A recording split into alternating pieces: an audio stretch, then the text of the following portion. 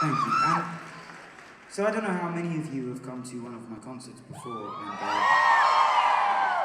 thank you.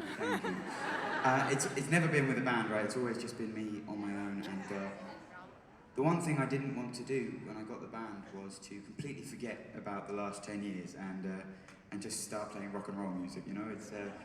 I wanted to make sure that there was still this moment, you know, where it was songs just with a guitar and a voice. And this first one, it's a song that comes with a story, and I will try to keep the story very short, because otherwise it's very boring. But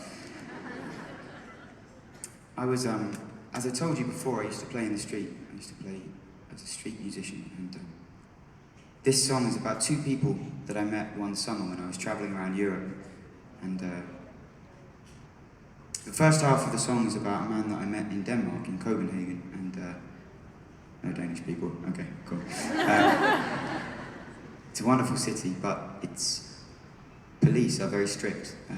So the first day that I tried to play my songs in the street, I played for about 40 seconds, and the police came over and tried to tell me to stop selling CDs and stop selling drugs and guns, and yeah, it was fucking crazy, right? How's a man meant to make a living, you know? But no, so the second day, I went out and I found a place where the police couldn't find me. The bad thing is that nobody else could find me either. So I was playing on my own, and I was feeling pretty pissed off about it and grumpy, and I was playing my song, and no one's listening, whatever. And this one man, this old guy, he came and sat on the wall, and he closed his eyes, and he stood there for about an hour with his eyes closed. I was kind of worried. He wasn't a young man.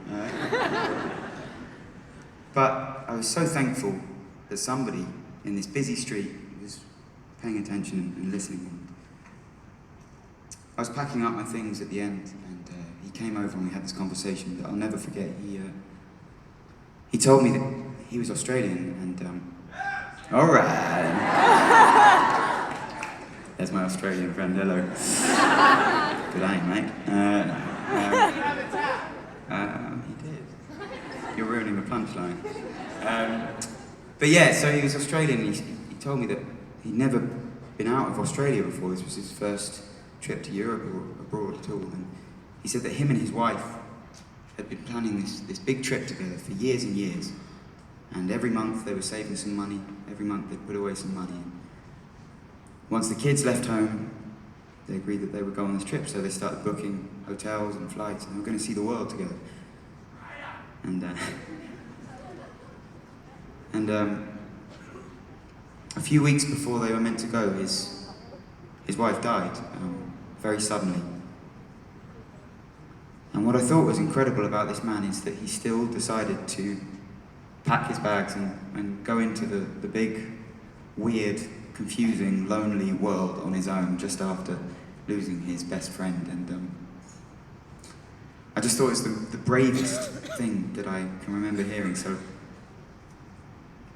me being passenger, I started writing a song about it.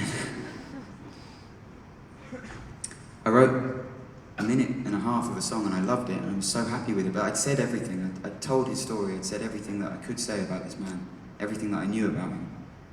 So I kept on playing it, trying to figure out how to write the next bit. I got to Switzerland and I was... Okay. No Danish, 1 Australian, 5 Swiss. Okay, good to know. Italian? Sorry, ruining the story.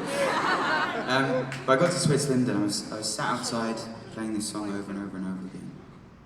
And this woman came over and she sat down next to me and I played her this song and she started crying immediately. And this is the normal effect that I have on women, so this is no strange thing. I promise you it is. But it turns out she'd been with her boyfriend for over 10 years and he'd just broken up with her because he found a younger woman. So we sat up drinking apple juice all night and I I wrote the next part of the song about her, and I would love to dedicate this song to those two people, the Australian man and the Swiss woman as well. Wherever they're traveling now, this is for you. This is called Traveling Alone. Milan, thank you so much for being so patient. Thank you. Cheers.